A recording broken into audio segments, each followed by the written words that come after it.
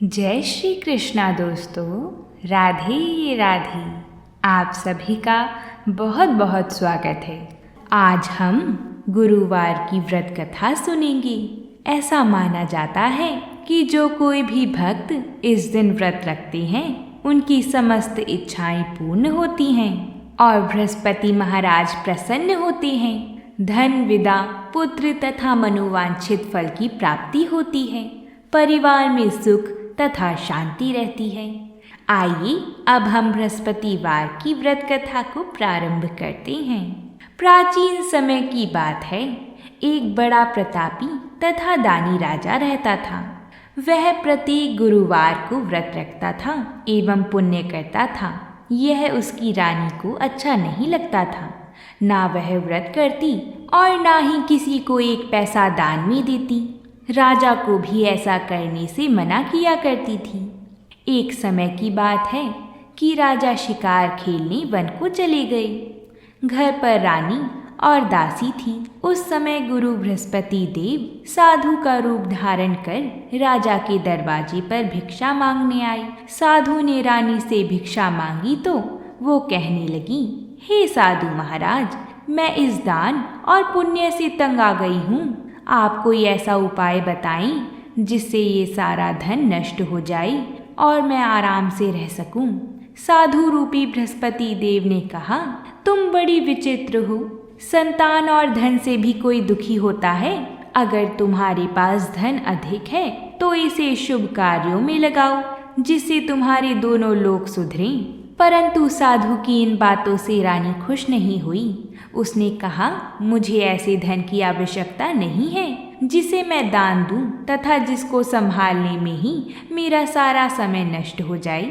साधु ने कहा, यदि तुम्हारी ऐसी इच्छा है तो जैसा मैं तुम्हें बताता हूँ तुम वैसा ही करना।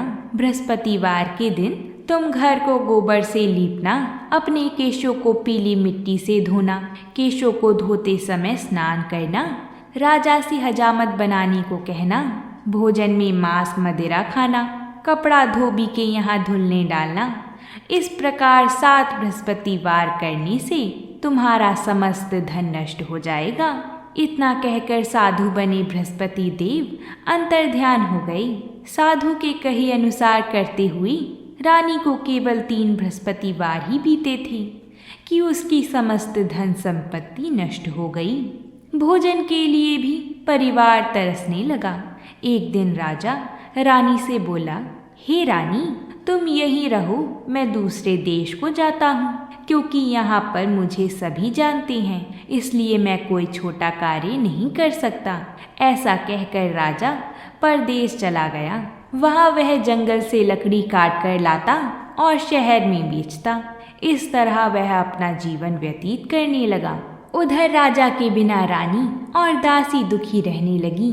एक समय जब रानी और दासियों को 7 दिन बिना भोजन के रहना पड़ा तो रानी ने अपनी दासी से कहा, हे दासी, पास ही के नगर में मेरी बहन रहती है। वह बड़ी धनवान है, तो उसके पास जा और कुछ ले आ ताकि थोड़ा बहुत गुजर बसर हो जाए। दासी रानी की बहन के पास गई। उस दिन बृहस्पतिवार था। रानी की बहन उस समय बृहस्पतिवार की कथा सुन रही थी। दासी ने रानी की बहन को अपनी रानी का संदेश दिया, लेकिन रानी की बहन ने कोई उत्तर नहीं दिया। जब दासी को रानी की बहन से कोई उत्तर नहीं मिला तो वह बहुत दुखी हुई। उसे क्रोध भी आया। दासी ने वापस आकर रानी को सारी बात बता दी। सुनकर रानी ने अपने भाग्य को कोसा। उधर रानी की बहन ने सोचा कि मेरी बहन की दासी आई थी, परंतु मैं उसे बोल नहीं पाई, इससे वह बहुत दुखी होगी। कथा सुनकर और पूजन समाप्त कर वह अपनी बहन के घर गई और कहने लगी, हे बहन, मैं बृहस्पतिवार का व्रत कर रही थी। तुम्हारी दासी गई, परंतु जब तक कथा होती है तब तक ना उठते हैं और ना बोलते हैं, इसलिए मैं नहीं बोली। कहो दासी, क्यों गई थी? रानी बोली, बहन, हमारे घर अनाज नहीं था। ऐसा कहते कहते रानी की आंखें भर आई। उसने दासियों समेत भूखा रहने की बात भी अपनी बहन को बता दी। रानी की बहन बोली, बहन देखो, बृहस्पति देव भगवान सबकी मनोकामना पूर्ण करते हैं। देखो शायद तुम्हारे घर में अनाज रखा ही होगा। यह सुनकर दासी घर के अंदर गई तो वहाँ उसे एक घड़ा अनाज का भरा मिल गया। उसे बड़ी हैरानी हुई क्योंकि उसने एक एक बर्तन देख लिया था। उसने बाहर आकर रानी को बताया। दासी रानी से कहने लगी, हे रानी, जब हमको भोजन नहीं मिला तो हम भी व्रत ही तो करते हैं, इसलिए क्यों ना इनसे व्रत और कथा की विधि पूछ ली जाए। हम भी व्रत किया करेंगे। दासी के कहने पर रानी ने अपनी बहन से बृहस्पतिवार व्रत के बारे में पूछा।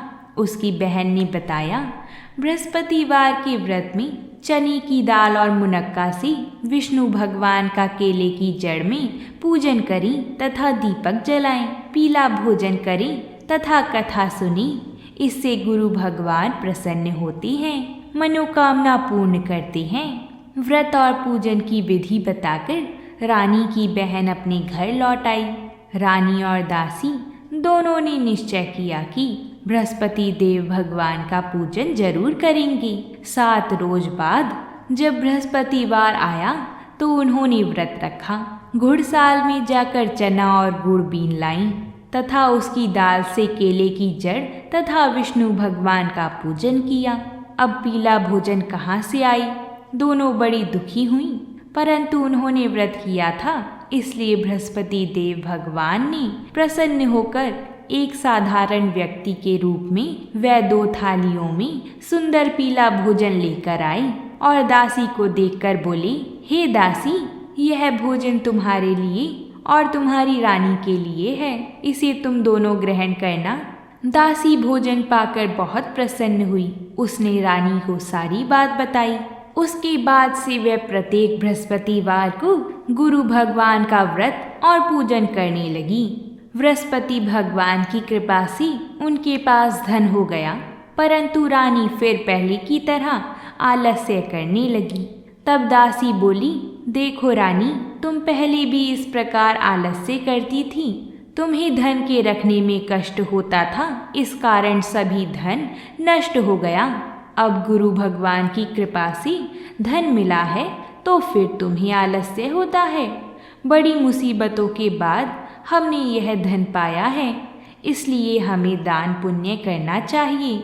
अब तुम भूखे मनुष्य को भोजन कराओ, प्याऊ लगवाओ, ब्राह्मणों को दान दो, कुआं तालाब बावड़िया आदि का निर्माण करवाओ, मंदिर पाठशाला बनवाकर ज्ञान दान दो, कुंवारी कन्याओं का ब्याह करवाओ, अर्थात धन को शुभ कार्यों में खर्च करो, जिससे तुम्हारे कुल का यश बढ़े तथा स्वर्ग प्राप्त हो और पितृ प्रसन्न हो। दासी की बात मानकर रानी शुभ कर्म करने लगी। उसका यश फैलने लगा। अगर आपने यहाँ तक कथा को सुन लिया है तो वीडियो को एक लाइक ज़रूर कर दें। आपके एक लाइक से हमें और कथाएं लाने का प्रोत्साहन मिलता है। और अगर आप हमारे चैनल पर नए आए हैं तो चैनल को सब्सक्राइब करके हमें सहयोग करें।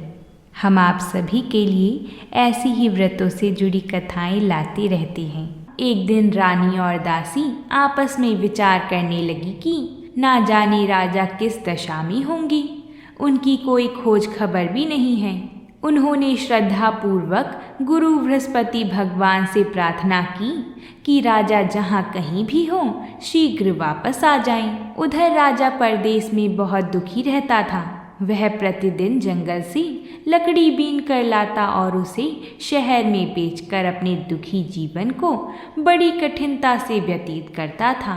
एक दिन दुखी होकर अपनी पुरानी बातों को याद करके वह रोने लगा और उदास हो गया।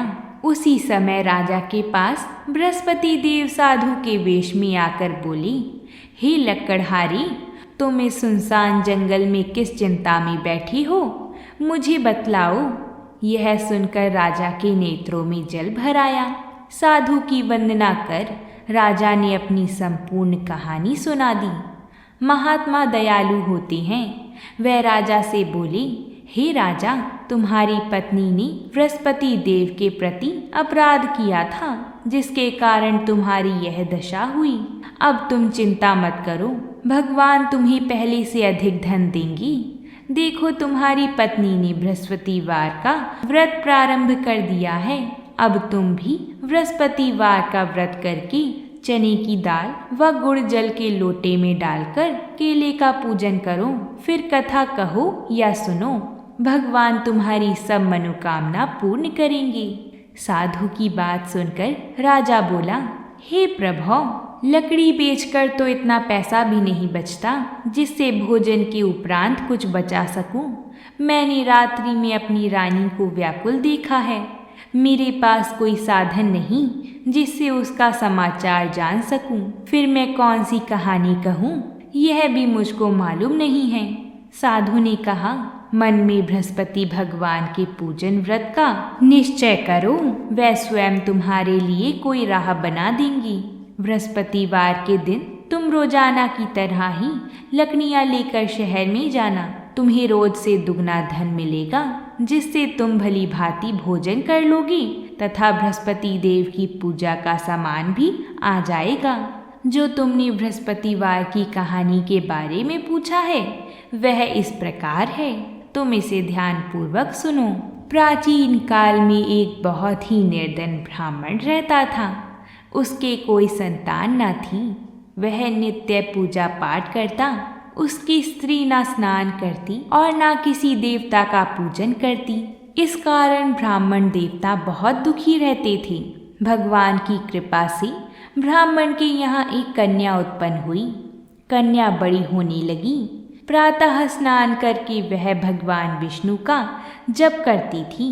ऐसी ही वह बृहस्पतिवार का व्रत भी करने लगी। पूजा पाठ समाप्त करके पाठशाला जाती तो अपनी मुट्ठी में जौ भर के ले जाती और पाठशाला के मार्ग में डालती जाती। लौटते समय वही जौ स्वर्ण के हो जाती तो उनको बीन कर घर ले आती थी। एक दिन वह बालिका सूप में उन सोने के जौ को फटक कर साफ कर रही थी कि तभी उसकी माँ ने देख लिया और कहा कि हे बेटी, सोने के जौ को फटकने के लिए सोने का ही सूप होना चाहिए। दूसरे दिन गुरुवार था। कन्या ने व्रत रखा और बृहस्पति देव से सोने का सूप देने की प्रार्थना की। बृहस्पति देव ने उसकी प्रार्थना स्वीकार कर ली। रोजाना की तरह वह कन्या जौ फैलाती हुई पाठशाला से लौटकर जब वह जौ बीन रही थी तो बृहस्पति देव की कृपा से उसे सोने का सूप भी मिला। उसे वह घर ले आई और उससे जौ साफ करने लगी, परंतु उसकी माँ का वही ढंग रहा। एक दिन की बात है, कन्या सोने के सूप में जब जौ साफ कर रही थी उस समय नगर का राजकुमार वहाँ से निकला। कन्या के रूप और कार्य को देखकर वह उस पर मोहित हो गया। राजमहल आकर वह भोजन तथा जल त्याग कर उदास होकर लेट गया। राजा को जब राजकुमार की इस हालत का पता चला कि उसने अन्न जल त्याग दिया है तो राजा अपने मंत्रियों के साथ अपने पुत्र के पास गया और इस बात का कारण पूछा। राजकुमार ने राजा को उस लड़की के घर का पता भी बता दिया। मंत्री उस लड़की के घर गया। मंत्री ने ब्राह्मण के समक्ष राजा की ओर से निवेदन किया। कुछ ही दिन बाद ब्राह्मण की कन्या का विवाह राजकुमार के साथ संपन्न हो गया। कन्या के घर से जाते ही ब्राह्मण के घर में पहले की भांति गरीबी का निवास हो गया। एक दिन दुखी होकर ब्राह्मण अपनी पुत्री से मिलने गए। बेटी ने पिता की अवस्था को देखा और अपनी माँ का हाल पूछा। ब्राह्मण ने सभी हाल कह सुनाया। कन्या ने बहुत सा धन देकर अपने पिता को विदा कर दिया, लेकिन कुछ दिन बाद ही फिर वही हाल हो गया। ब्राह्मण फिर अपनी कन्या के यहाँ गया और सभी हाल कहा तो पुत्री बोली, हे पिताजी, आप माता को यहाँ लिवा लाओ। मैं उन्हें वह विधि बता दूंगी जिससे गरीबी दूर हो जाएगी।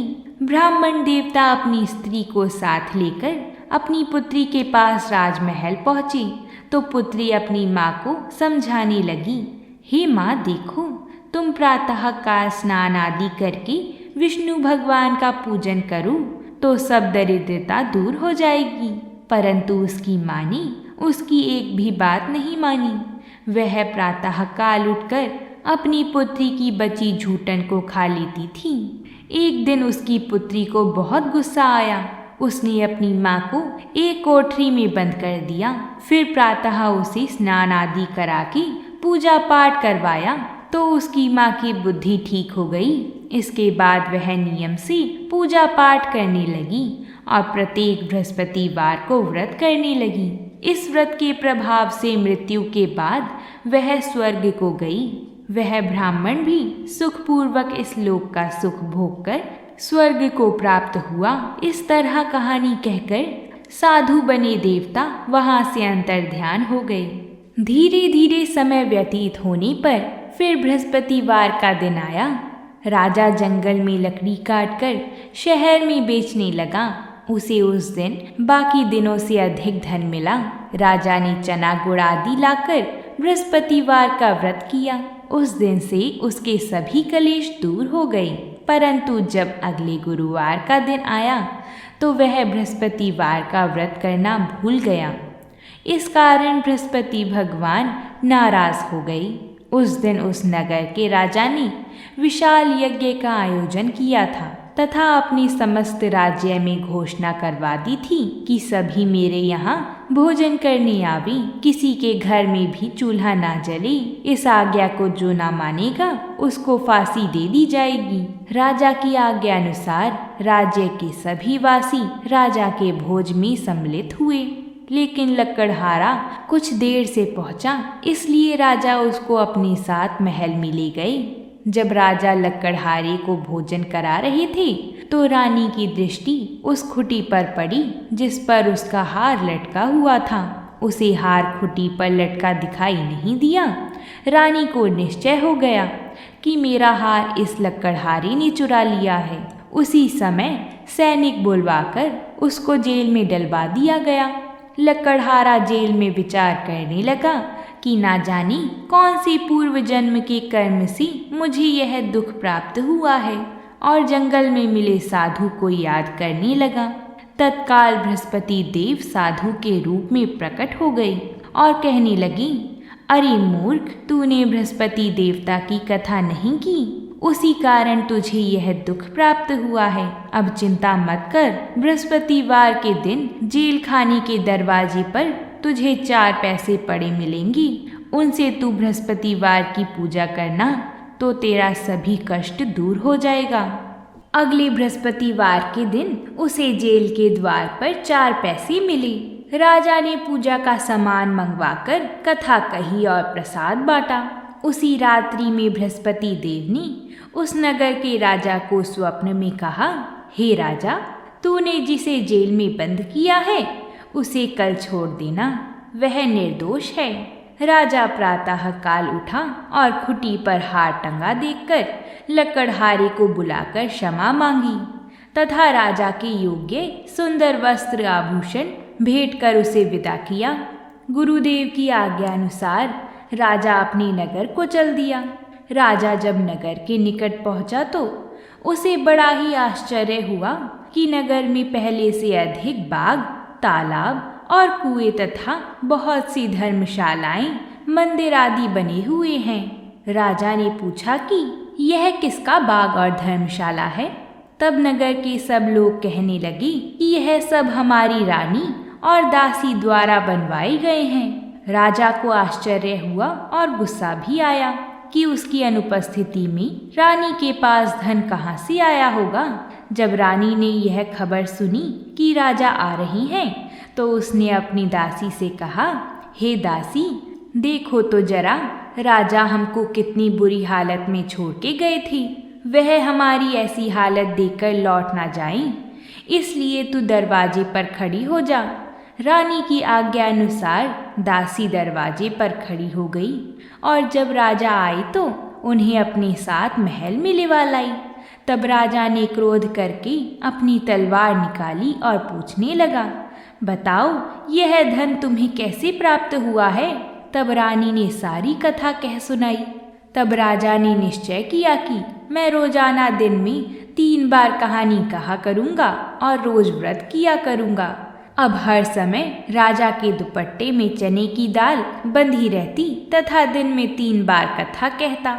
एक रोज राजा ने विचार किया कि चलो अपनी बहन के यहाँ हो आऊं। इस तरह का निश्चय कर राजा घोड़े पर सवार होकर अपनी बहन के यहाँ चल दिया। मार्ग में उसने देखा कि कुछ आदमी एक मुर्दे को लेवा जा रहे हैं। उन्हें रोककर राजा कहने लगा, अरे भाइयों, मेरी बृहस्पतिवार की कथा सुन लो। वह बोली, लो हमारा तो आदमी मर गया है, इनको अपनी कथा की पड़ी है।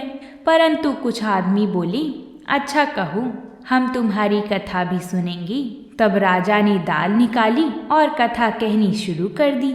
जब कथा आधी हुई तो मुर्दा हिलने लगा और जब कथा समाप्त हुई तो राम राम करके वह मुर्दा खड़ा हो गया।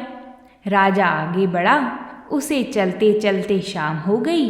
आगे मार्ग में उसे एक किसान खेत में हल चलाता हुआ मिला।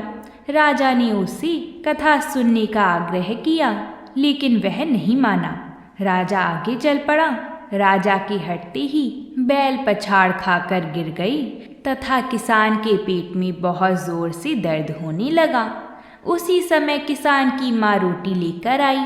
उसने जब देखा तो अपने पुत्र से सब हाल पूछा। बेटे ने सभी हाल बता दिया। बुढ़िया दौड़ती दौड़ती उस घुड़सवार के पास पहुंची और उससे बोली, मैं तेरी कथा सुनूंगी, तू अपनी कथा मेरे खेत पर ही चलकर कहना। राजा ने लौटकर बुढ़िया के खेत पर जाकर कथा कही, जिसके सुनते ही बैल खड़ी हो गई तथा किसान के पेट का दर्द भी बंद हो गया। राजा अपनी बहन के घर जा पहुंचा। बहन ने भाई की खूब मेहमान नवाजी करी। दूसरे रोज प्रातःकाल राजा जागा तो वह देखने लगा कि यहाँ सब लोग भोजन कर रहे हैं। राजा ने अपनी बहन से जब पूछा, ऐसा कोई मनुष्य है जिसने भोजन नहीं किया हो, जो मेरी बृहस्पतिवार की कथा सुन ले? बहन बोली, हे भैया, यह देश ऐसा ही है। यहाँ लोग पहले भोजन करते हैं, बाद में कोई अन्य काम करते हैं। फिर वह कुम्हार के घर गई जिसका लड़का बीमार था। उसे मालूम हुआ कि उसके यहाँ 3 दिन से किसी ने भी भोजन नहीं किया है। रानी ने अपने भाई की कथा सुनने के लिए कुम्हार से कहा। वह तैयार हो गया। राजा ने जाकर बृहस्पतिवार की कथा कही, जिसको सुनकर उसका लड़का ठीक हो गया। अब तो राजा की प्रशंसा होने लगी। एक दिन राजा ने अपनी बहन को कहा, हे बहन, मैं अब अपने घर जाऊंगा, तुम भी तैयार हो जाओ। राजा की बहन ने अपनी सास से अपने भाई के साथ जाने की आज्ञा मांगी तो सास बोली, हाँ चली जा, मगर अपने लड़के को मत ले जाना, क्योंकि तेरे भाई के कोई संतान नहीं है। बहन ने अपने भाई से कहा, हे भैया, मैं तो चलूंगी, मगर कोई बालक नहीं जाएगा। तब राजा अपनी बहन को भी छोड़कर दुखी मन से अपनी नगर को लौट आया। राजा ने अपनी रानी से सारी कथा बताई और बिना भोजन किए वह शैया पर लेट गया। रानी बोली, हे प्रभु, बृहस्पति देव ने हमें सब कुछ दिया है, वह हमें संतान अवश्य देंगे। उसी रात बृहस्पति देव ने राजा को स्वप्न में कहा, हे राजा, उठ जा और सभी सोच त्याग दे, तेरी रानी गर्भवती है। राजा को यह जानकर बड़ी खुशी हुई। 9वें महीने में रानी के गर्भ से एक सुंदर पुत्र पैदा हुआ। तब राजा बोला, हे रानी, स्त्री बिना भोजन के रह सकती है, परंतु बिना कहे नहीं रह सकती। जब मेरी बहन आएगी तो तुम उससे कुछ मत कहना। रानी ने हाँ कर दी। जब राजा की बहन ने यह शुभ समाचार सुना तो वह बहुत खुश हुई तथा बधाई लेकर अपने भाई के यहाँ आई। रानी ने तब उसे आने का उल्हाना दिया। जब भाई अपने साथ ला रहे थे तब टाल गई, उनके साथ ना आई और आज अपने आप ही भागी भागी बिना बुलाए आ गई। तो राजा की बहन बोली, भाई, मैं इस प्रकार ना कहती तो तुम्हारे घर औलाद कैसे होती? बृहस्पति देव सभी कामनाएं पूर्ण करते हैं। जो सद्भावना पूर्वक बृहस्पतिवार का व्रत करता है एवं कथा पढ़ता है अथवा सुनता है और दूसरे को सुनाता है, बृहस्पति देव उसकी सभी मनोकामना पूर्ण करते हैं, उनकी सदैव रक्षा करते हैं। जो संसार में सद्भावना से गुरुदेव का पूजन एवं व्रत सच्चे हृदय से करते हैं, उनकी सभी मनोकामना वैसे ही पूर्ण होती हैं जैसे सच्ची भावना से रानी और राजा ने बृहस्पति देव की कथा का गुणगान किया तो उनकी सभी इच्छाएं बृहस्पति देव जी ने पूर्ण की। अनजाने में भी बृहस्पति देव की उपेक्षा ना करें, ऐसा करने से सुख शांति नष्ट हो जाती है। इसलिए सबको कथा सुनने के बाद प्रसाद लेकर ही जाना चाहिए। हृदय से उनका मनन करते हुए जयकारा बोलना चाहिए। बृहस्पति देव जी की जय हो। अगर आप सभी को ये कथा अच्छी लगी है तो वीडियो को लाइक और चैनल को सब्सक्राइब